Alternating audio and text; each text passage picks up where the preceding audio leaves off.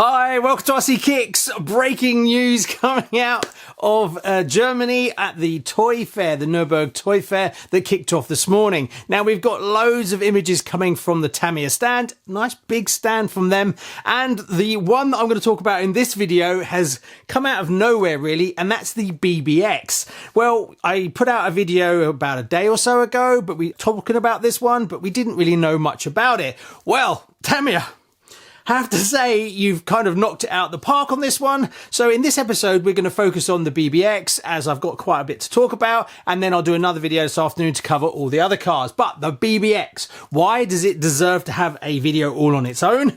Well, to me it is classic Tamiya. This is a vintage kit that's been made today. Something completely new. New chassis, new everything. I have to say, absolutely stunning. Box art looks epic. This is a classic. If anything, it kind of looks like a Rough Rider reincarnation with a more modern style. It is a whole tubular frame, obviously in plastic, but it is proper scale. Well, ish anyway. So a real old vintage desert racing buggy, completely new and completely came out of the blue really. I didn't think this was going to be anything like what Tamiya were going to do, and I have to say, yes, definitely this one is going to be a massive success. Prices currently, from what I can see from Tamiya, they're looking at €252 is what they put theirs up for.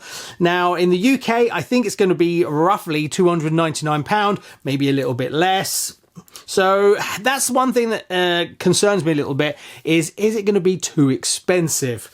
Now, going over some of the information, it's kit 58715. Hex screws, it looks like to be made up of mostly hex screws and then a few pivot pins that are actually JRS screws as well.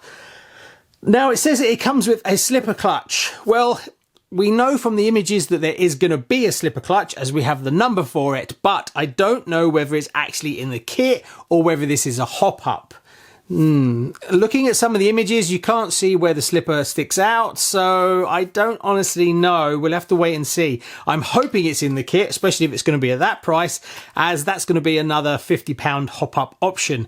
Now, from the images at the show, it actually has a few hop-ups, and one of them is the slipper. Now, this is something that they did for the TD2 and TD4, so this could be a little bit expensive. Now, this will run brushless. There's actually an image of it with a Tamiya brushless motor in it, so it should be strong enough to take a bit more modern power. Now, the hop-ups that we can see, it's the universal shafts are available, metal uprights, and then maybe the slipper. Body is sectional polycarbonate, it's 5 pieces and you can put it on. And I have to say, I kind of like the look without it as well as with it. So yeah, do you think a lot of people are going to run it just as it is? Do you think we might see some metal cages coming out from China? That would be pretty epic. As for the battery fitting, I looked at the images as close as I could to see where does the battery go? Does it go in from the bottom? Does it go from the top? Does it pivot? And I thought for a while it pivoted, but it looks like, I could be wrong, there's 2 actual clips, one on each side, and you pull a bar out and then you slide the battery in under the driver. That's how I kind of looks at the moment, but could be wrong. It could be a pivot thing, but I looked at the pivot and where the Nerf bar is, there's Nerf bars on the side, they're kind of screwed in, and there's a few other mounting points, so I can't see it being that way. Maybe in from the bottom. We have no images of the underside, so, but it looks like it's a bar release. It's got trailing rear arms. The tyres, they are Rough Rider tyres. Now, I don't think I've seen these before, so comment in below if these are from another kit, but they look like they are dedicated just to this vehicle. They are square rear treads. They look very retro, love them. As for the rims, I'm not sure if they've been on anything before. Not overly sold in the chrome, but obviously you could change them. The driver looks straight out of the Fox. It's the same style, and I'm really chuffed to see that it has a driver in it as well. The antenna for it is actually inside the cockpit as well. I kind of thought they'd have a big flexible metal aerial on the back of it, and I think a lot of people would probably go that way to kind of enhance that kind of old school look, but the actual antenna in the one that's on the stand is inside next to the driver, as well as the on and off switch. If I could just ask you to take 2 seconds, if you've watched the videos and you've watched a few and you enjoy it, to hit that subscribe button. 58.6% of you that watch the channel channel aren't even subscribed. It costs you absolutely nothing. And being that we're such a small RC channel, every new subscriber really helps the algorithm find our content and push it out to more RC fans like you. One thing, when you look at the rear of the cage, it looks like there's a cross with a hole through it. Now that looks like a place where you could mount a spare wheel.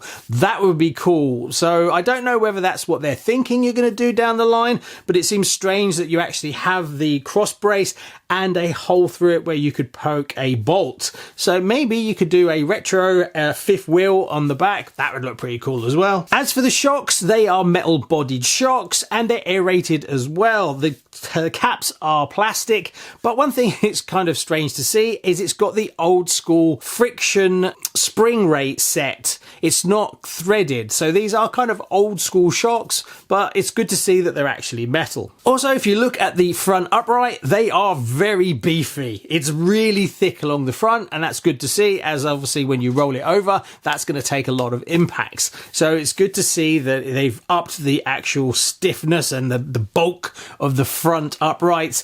Is it scale? Well, not really, but I get the feeling that these need to be run. These aren't really going to be shelf queens, so I think that's a good way to go. One thing that is a little bit strange, and I can't figure out what it is or what it does, is on the back section just behind the driver as the cab goes down before the X-Cross, there is a black piece that comes out with a circle on it.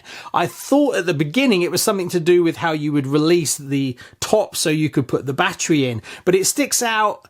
But I don't know what it does. It doesn't seem to do anything. I'll put some pictures up. You can have a look at it. Any ideas what that does? I honestly don't know. So all in all, with the BBX BB-01 chassis is a double thumbs up to Tamiya. I think they've absolutely crushed it personally, and I will love to get one of these on the show.